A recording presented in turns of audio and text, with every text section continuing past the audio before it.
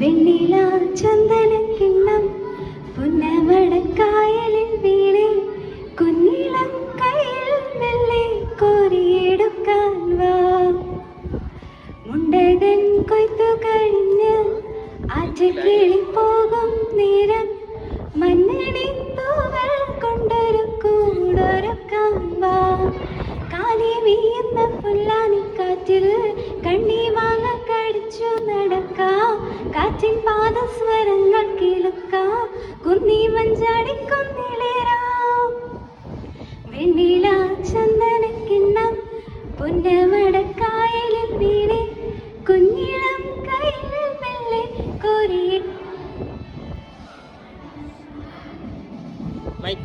రావట్లేదంట mic చూడండి.